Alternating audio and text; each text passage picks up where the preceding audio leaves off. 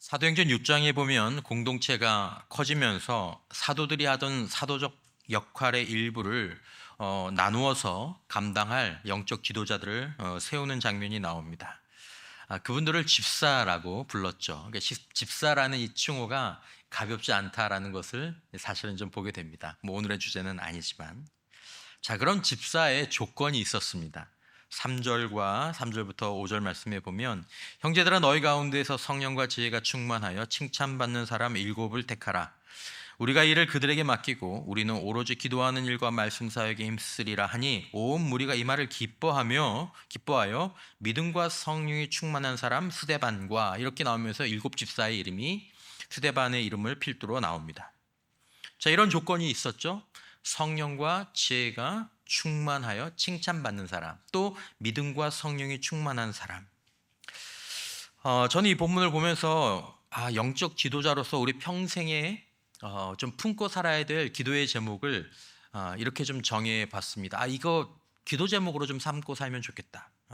네 가지 충만이죠. 한번 따라서 하시겠습니까? 성령 충만, 지혜 충만, 믿음 충만, 칭찬 충만.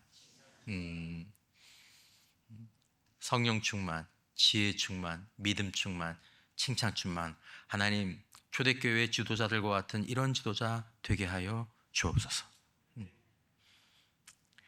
여러분, 이들 가운데서 가장 먼저 거론된 이름이 스데반입니다. 그러니까 조금 과장해서 표현해 보자면 스데반은 집사들 가운데 수석 집사였다고 볼 수 있습니다. 아마도 그는 분명하게 사도들의 훌륭한 동역자였을 것이고 성도들에게 존경과 사랑을 받는 지도자였을 것입니다.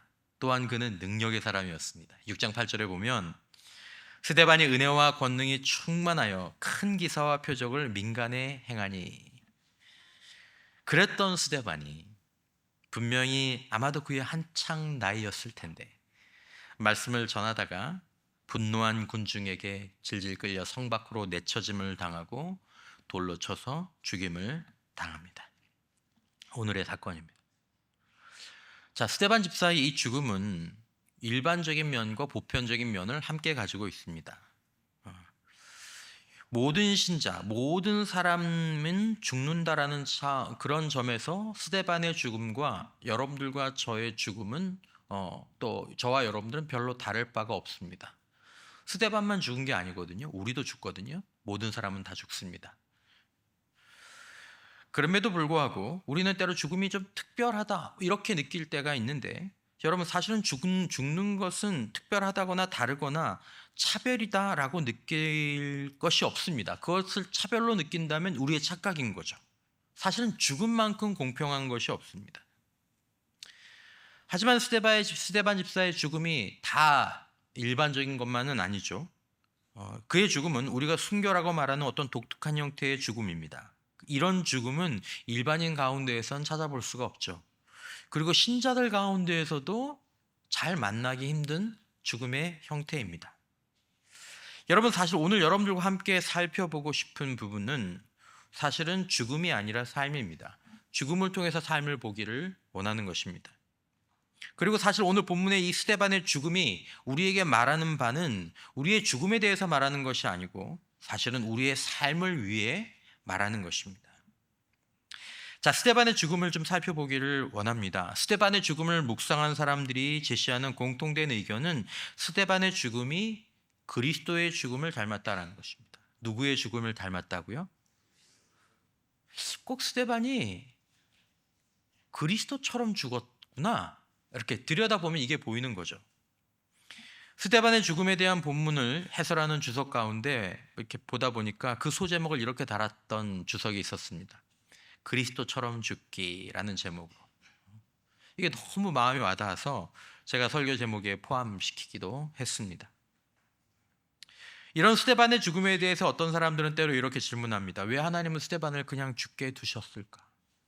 베드로는 옥에서 풀어주셨잖아요.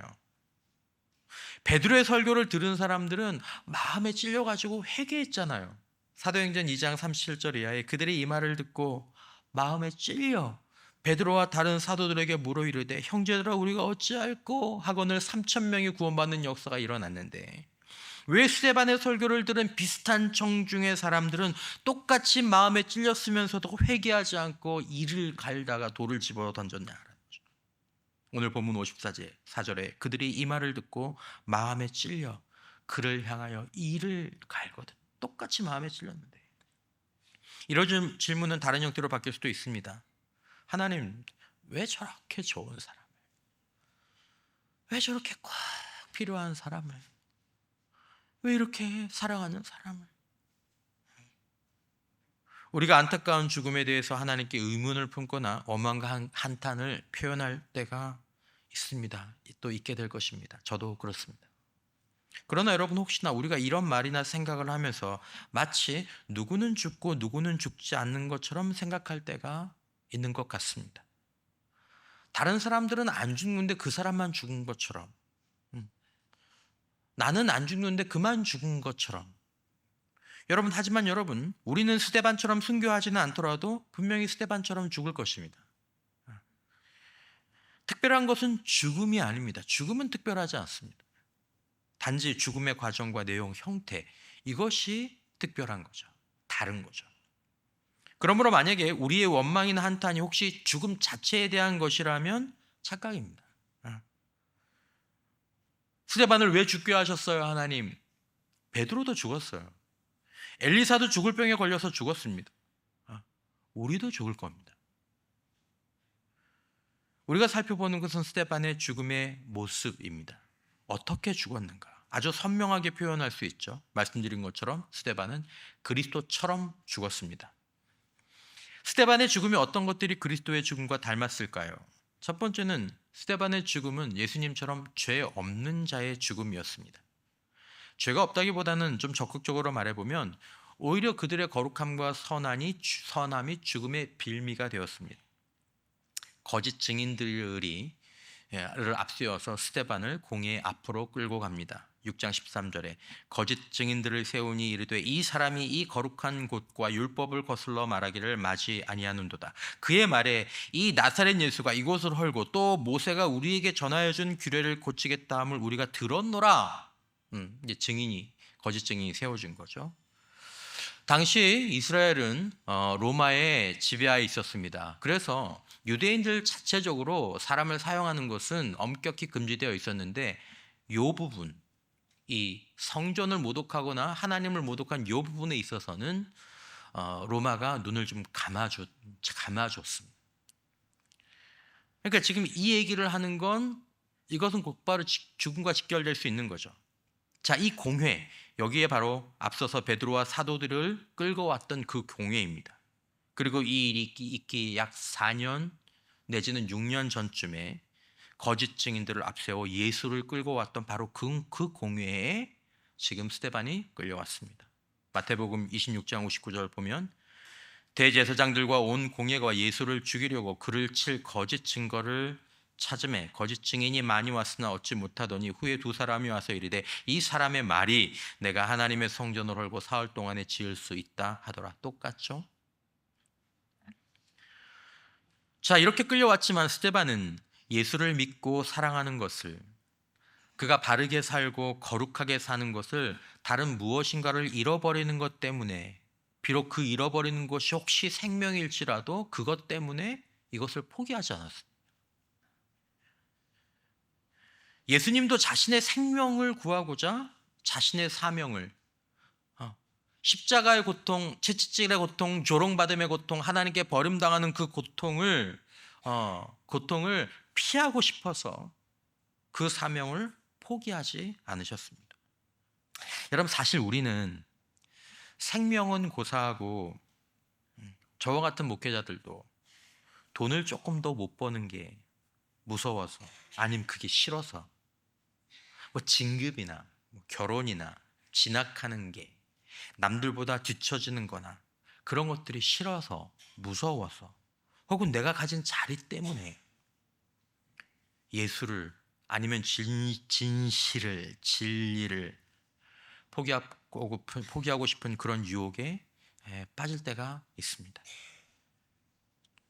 그런 우리가 우리의 생명을, 우리의 인생을 예수님처럼 이렇게 걸 수 있을까? 예수님을 닮은 스데반처럼 이렇게 걸 수 있을까?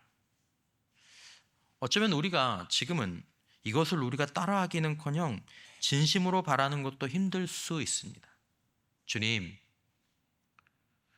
제가 생명을 잃어도, 물질을 잃어도, 제 진로가 불투명해져도 저는 주님을 버릴 수 없습니다. 저는 이 진리를 포기할 수 없습니다. 제가 그렇게 살 수 있도록 도와주십시오. 이렇게 기도하는 것도 힘들 수 있다는 거죠. 자, 두 번째 스데반은 예수님처럼 죽음의 거센 위협 앞에서 두려워하지 않고 오히려 최고의 평안을 드러내었습니다. 15절 말씀에 보면 공회 중에 앉은 사람들이 다 스데반을 주목하여 보니, 이제 6장 15절에 그 얼굴이 누구와 같더라? 천사의 얼굴과 같더라. 이 장면이 좀 기억이 나시죠? 지금 이제 사실은 이게 지금 죽이려고 잡아온 거거든요. 실제로 예수님이 거기서 죽었고 베드로와 사도들은 죽을 뻔했고, 그걸 스데반도 알아요. 그 자리가 어떤 자리인지, 지금 이 분위기가 어떻게 가는지. 근데 그 얼굴이 천사의 얼굴과 같더라. 여러분, 죽음 앞에 서면, 죽음과 마주하면 우리의 얼굴은 어떤 얼굴이 될까요? 스데반을 봤던 사람들은 천사의 얼굴과 같더라라는 이 표현을 사용했습니다. 최고의 표현이죠.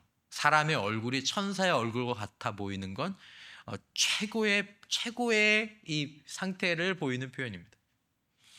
시편 23편으로 비유해 보자면 지금 사망의 음침한 골짜기 가운데 가장 음침한 골짜기에 처해 있는데 노래를 그치지 않을 뿐만 아니라 그 노래를 누구의 얼굴로 부르고 있는 겁니까?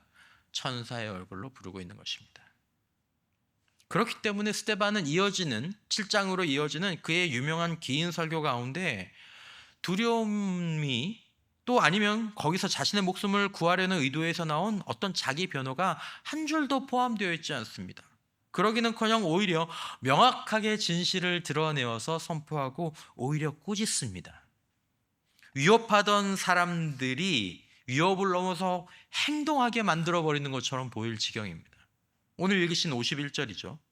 목이 곧고 설교를 다 끝내고 마무리되는 그 시점에서 이러이러했는데 목이 곧고 마음과 귀에 할례를 받지 못한 사람들아, 너희도 너희 조상과 같이 항상 성령을 거스르는도다. 싹싹 빌어도 할까 말까 한데, 이 말을 듣고 마음에 찔려서 이를 갈고 성 밖에 비탈에 내치고 그래도 앉으니까 이제 돌로 치는 이 소위 말하는 스토닝의 과정을 거친 거죠. 예수님 역시 이제 가만히 있으면 죽음이라는 것을 아셨지만 변호하지 않고 피하지 않으셨습니다. 마태복음 6장 62절 이하에 대제사장이 일어나 예수께 묻되 아무 대답도 없느냐? 너 왜 아무 말 안 해? 이 사람들이 너를 치는 증거가 어떠하냐 하되 예수께서 침묵하시거늘 제사장이 다시 얘기하죠. 내가 너로 살아계신 하나님께 맹세하게 하노니 내가 하나님의 아들 그리스도인지 우리에게 말하라.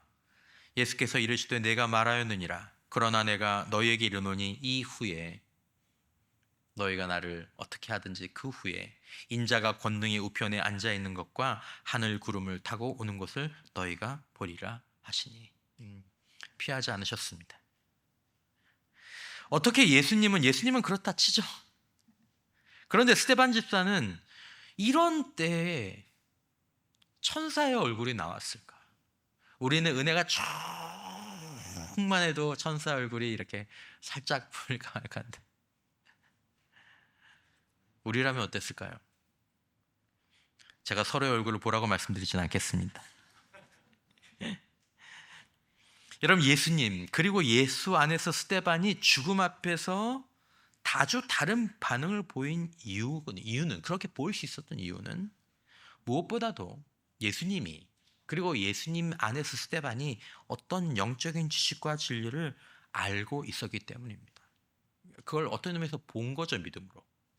예수님은 아셨습니다. 이후에 뭐가 있는지. 그리고 예수를 믿고 따랐던 스데반은 예수가 아신 것을 알고 있었습니다. 시편으로 그것을 표현해 보자면 5절과 6절의 말씀이죠. 주께서 내 원수의 목전에서 내게 상을 차려주시고 기름을 내 머리에 부으셨으니 내 잔이 넘치나이다. 저것이 기다리고 있기 때문에 내 평생에 선하신 그 인자하심이 반드시 나를 따르리니 내가 여호와의 집에 영원히 살리로다. 이 뒤에 나를 기다리고 있는 것이, 이 골짜기의 끝에 무엇이 있는지 알았습니다. 여러분과 저는 알고 있을까요? 그걸 보길 바라시는 거죠.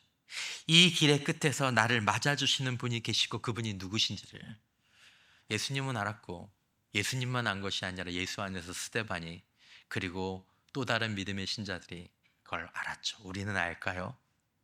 그걸 알라고 이 본문들이 우리들에게 주어지는 거죠. 이걸 알면, 이걸 알아야 순교할 수 있는 거죠. 오늘 설교의 굉장히 중요한 부분입니다. 오카는 목사님이나 제가 이제 설교를 준비하면서 사실 다른 분들의 설교를 잘 듣지는 못하는데, 이 설교에 대해서 오카는 목사님 설교가 유튜브 알고리즘의 섭리에 의해서 탁 뜨길래 보았습니다. 근데 너무 설교가 참 좋습니다. 여러분 혹시 설교 들으시는 분들은 오카는 목사님의 스데반의 죽음이라는 설교를 한번 들어보셔도 참 좋겠습니다. 거기에 이제 이런 말이 나옵니다. 다른 분들도 사실 그 얘기를 하세요. 순교의 본질은 예수의 이름으로 죽는 게 아니라 그를 위해 사는 것이다. 이게 순교의 본질이다. 그의 이름으로 죽는 게 순교가 아니라 그를 위해 사는 것이다. 언젠가 이 말씀을 좀 다시 한번 말씀을 드리겠지만, 오늘 짧게 말씀을 드리자면 사는 순교, 즉 예수를 위해 살다가 예수를 위해 살려다 보니 때로는 죽는 순교, 그 이름으로 죽기도 하게 되는 것입니다. 사나 죽으나 그들은 성경적으로 보면 순교의 자리를, 순교의 삶을 살아가는 사람들입니다. 왜 그렇게 살고 왜 죽기도 거절하지 않았습니까? 목자를 알았기 때문이죠.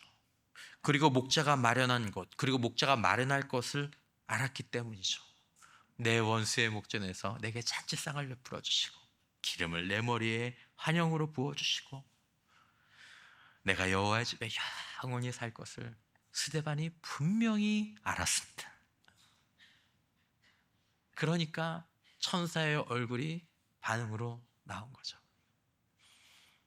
순교, 그것은 선한 목자를 사망의 음침한 골짜기에서 분명한 확신을 가지고 따라가는 것, 그것을 순교라고 얘기합니다. 순교적인 삶이다라고 얘기합니다. 스데반은 알았고 믿었습니다. 마태복음 10장 32절에 누구든지 사람 앞에서 나를 시인하면 나도 하늘에 계신 내 아버지 앞에서 그를 시인할 것이요. 주님이 나를 시인하시겠구나. 누구든지 사람 앞에서 나를 부인하면 나도 하늘에 계신 내 아버지 앞에서 그를 부인하리라. 사도 바울도 알았습니다. 참으면 또한 함께 왕노릇할 것이요. 참으면 내 상실을, 내 아픔을, 내 고통을 주님을 위해, 거룩한 진리를 위해, 진실을 위해, 선한 것을 위해, 그러면 왕노릇할 것이요. 우리가 주를 부인하면 주도 우리를 부인하실 것이라. 종말을 예언한 사도는 말합니다. 계시록 2장 10절에 너는 장차 받을 고난을 두려워하지 말라. 죽음을 포함해서. 볼지어다 마귀가 장차 너희 가운데 몇 사람을 옥에 던져 시험을 받게 하리니 너희가 10일 동안 환난을 받으리라. 내가 죽도록 충성하라. 그리하면 내가 생명의 관을 내게 주리라. 여러분, 예수의 이름을 포기하고 저 예수 안 믿을 테니까 살려주세요, 이렇게 말하는 것만 배교가 아니지요.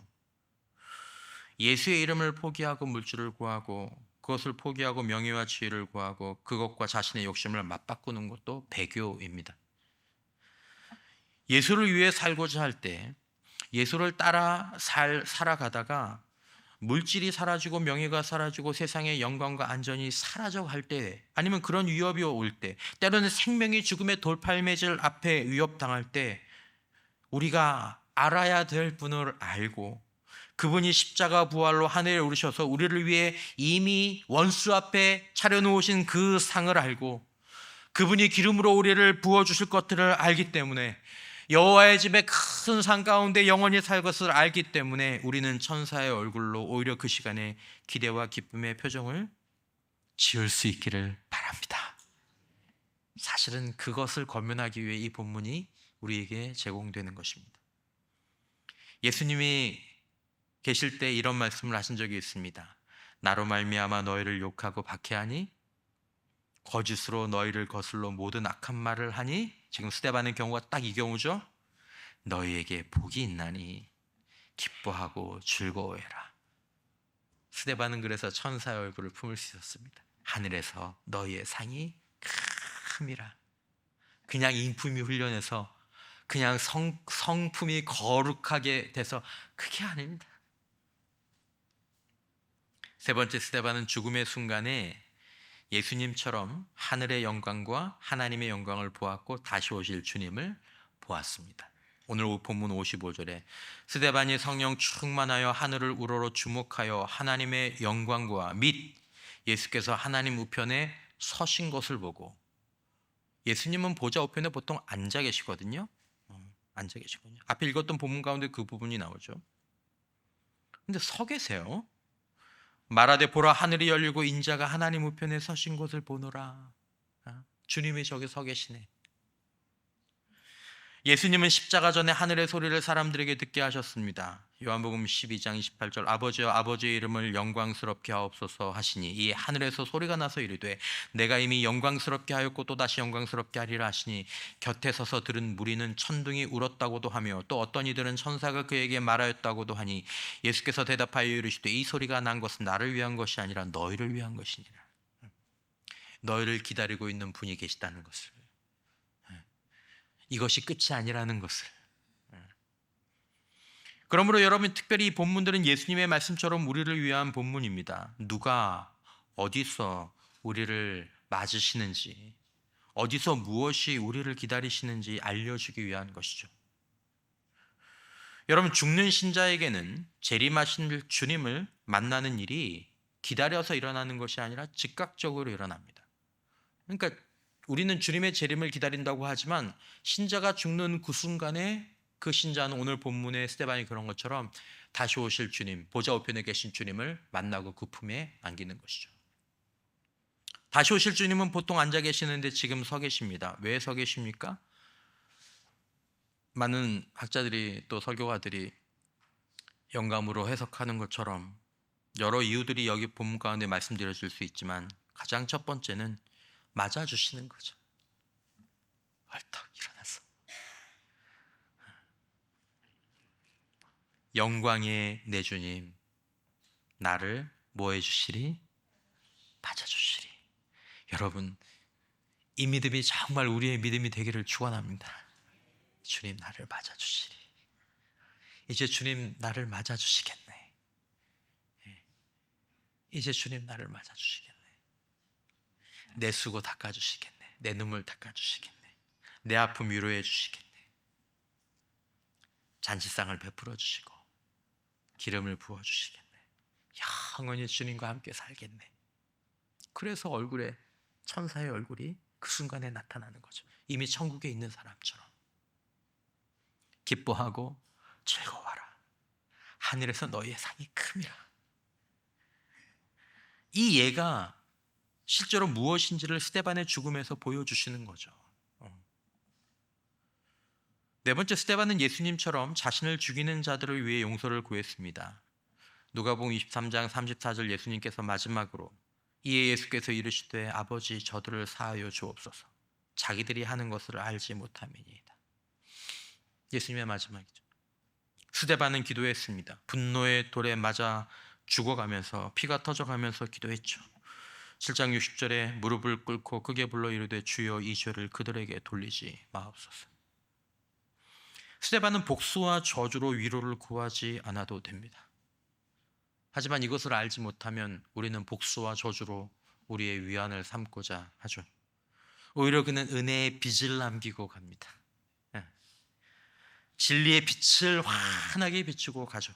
그리고 청년 사울을 사도 바울이 되게 하는데 이 빛이, 또 이 진리의 빛이 쓰임을 받았습니다. 얼마나 많은 변화와 기적이 이런 기도와 이런 용서를 통해 나타났는지 모릅니다. 여러분, 우리는 하나님을 알고 예수를 더 알기를 바라야 할 줄 믿습니다. 스데반이 알았던 것을, 예수님이 신자들에게 알기를 원했던 것을 우리도 안다면 우리 마음 가운데 다른 마음들이 일어나기 시작할 것입니다. 다섯 번째, 스데반은 자기의 영혼을 주님께 맡겼습니다. 59절에 그들이 돌로 스데반을 치니 스데반이 부르짖어 이르되 주 예수여 내 영혼을 받으시옵소서. 예수님의 마지막이 이와 같았습니다. 누가복음 23장 46절, 예수께서 큰 소리로 불러 이르시되 아버지 내 영혼을 아버지 손에 부탁하나이다. 영혼을 맡기는 기도. 영혼을 맡기는 기도. 여러분, 새로운 눈으로 이것을 보십시오. 죽음은 끝이 아닙니다. 죽음은 영혼의 육신을 떠난 이동입니다. 이것을 신자들에게 전하는 메시지가 있는 것이죠. 무엇입니까? 내 영혼을 아버지께 부탁하는 특권. 이제 육신을 떠난 영혼이 그 여정을 가게 될 때에 그 여정 가운데 주님의 손이 그 영혼을 붙잡으시는 이 특권이 예수님께만 있는 것이 아니라 그것이 스데반에게 있다는 것을, 그리고 스데반 안에서 우리에게 있다는 것을 보여주시는 거죠. 신자 스데반에게 그와 같은 신자로 살아간다면 저와 여러분들의 마지막 기도가 주 예수여 이제 사망의 골짜기로 들어가는 제 영혼을 받아주시옵소서 라고 기도할 수 있게 된다는 것입니다. 여러분, 영적인 실상은 이렇습니다.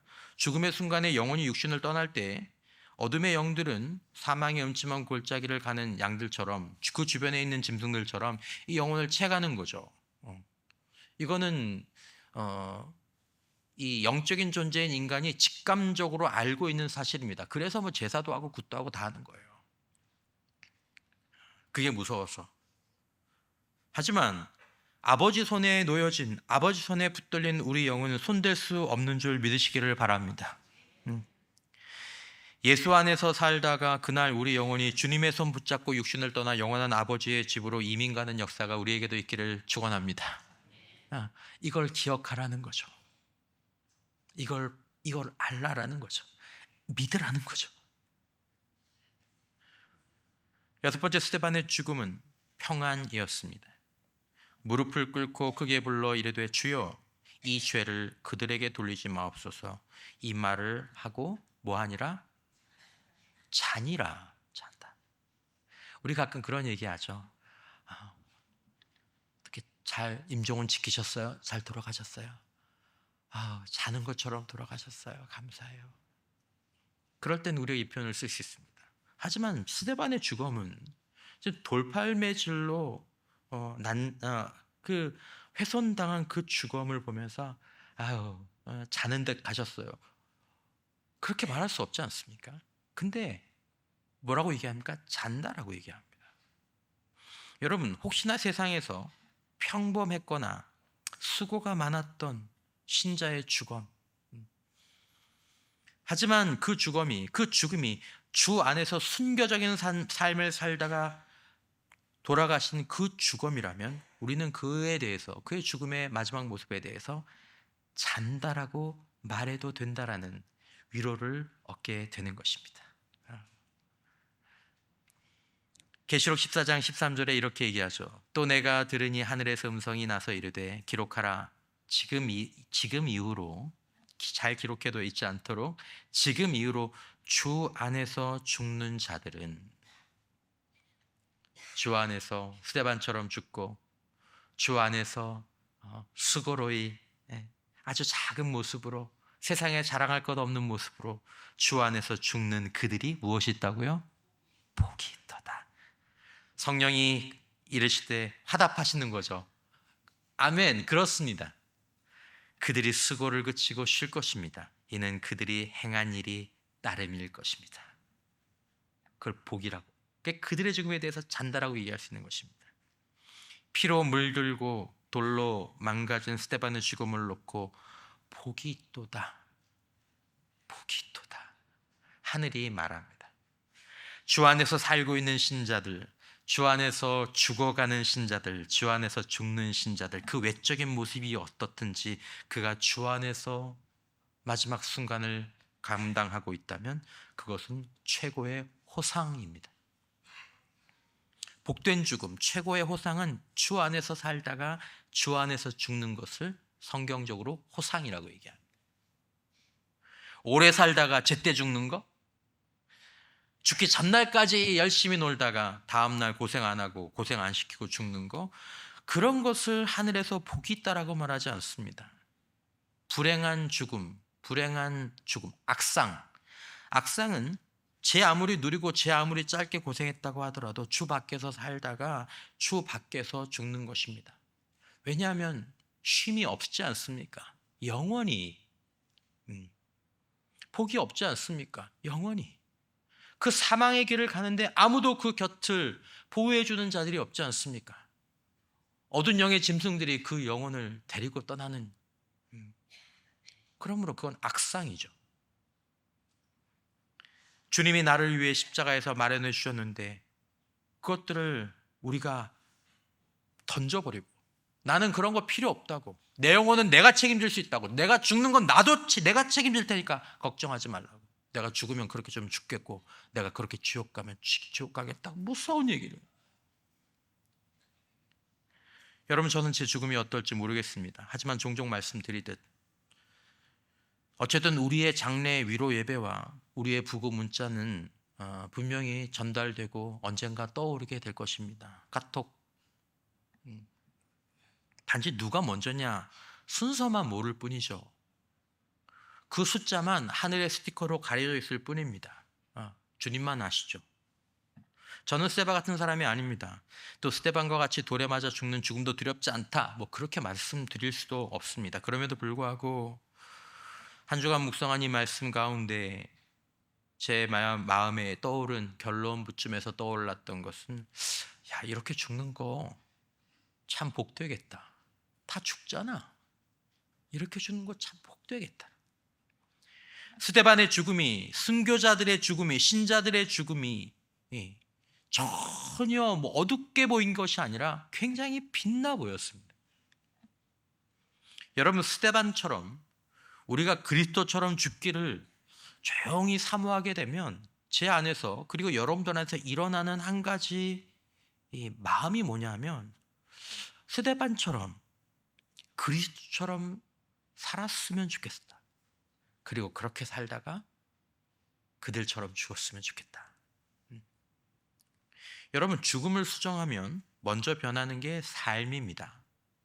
그러니까 죽음을 거룩하게 만들고 싶은 마음들이 일어나기 시작하면 뭐가 거룩해지냐면 삶이 거룩해집니다.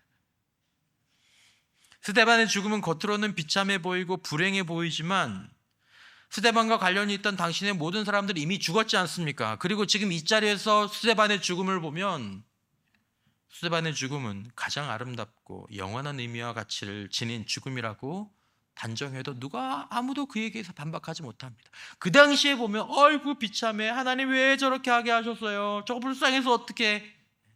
그건 그때 뭔가 착각 가운데 보는 것이고, 모든 결론을 가지고 보게 될 땐 그렇게 빛나고 영광스럽고 아름답고 부러운, 우리는 모두 죽습니다. 단지 어떤 죽음이냐만 달라질 뿐입니다. 모두 다 십자가에 못 박히라는 것이 아닙니다.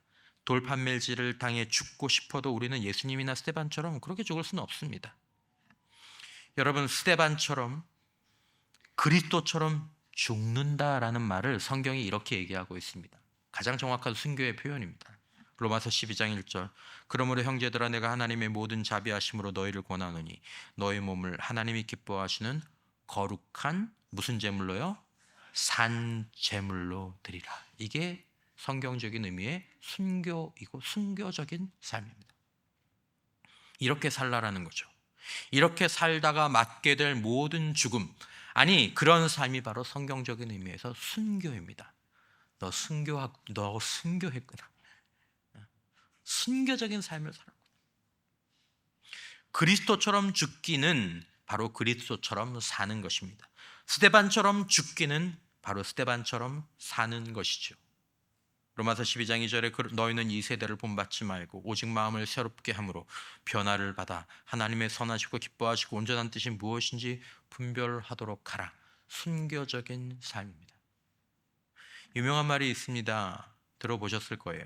당신이 세상에 나타났을 때 당신은 울고 주위의 모든 사람들은 모두 기뻐했다. 아이들 태어나면 애기는 앵앵 우는데 주변에 예뻐. 하지만 이 세상을 떠날 때에는 당신은 기뻐하고 천사의 얼굴로 주위의 모든 사람들은 울도록 삶을 살아야 한다. 주님, 스데반 같은 목사님이, 스데반 같은 장로님이, 스데반 같은 권사님 집사님이 주님 나라 가요. 너무 아쉬워요. 이런 분 또 볼 수 있을까요? 우리는 주님을 바라보며 우리에게 차려질 잔치를 바라보며 영원한 집을 바라보며 천사의 얼굴로. 여러분, 죽음이 복되려면 삶이 복되어야 합니다. 삶은 죽음을 준비하는 것이 되어야 합니다. 그것이 삶의 가장 좋은 의미입니다. 그의 죽음은 삶의 결과였습니다. 4가지 충만 말씀드렸죠? 성령 충만, 지혜 충만, 믿음 충만, 칭찬 충만. 주석의 한 부분을 인용하고 마치겠습니다. 스데반의 설교는 그의 사형 선고였지만 그는 당당히 서 있었다. 그는 그리스도처럼 살았고 그리스도처럼 말했으며 이제 그리스도처럼 죽을 것이다. 여러분, 우리는 이제 확신을 가지고 스데반처럼 그리스도처럼 살기를 조심스럽게 구하고 주 안에서 그렇게 살다가 주 안에서 죽고 아버지의 집에 영원히 거하는 복된 신자들 우리 모두가 될 수 있기를 주님의 이름으로 축원합니다.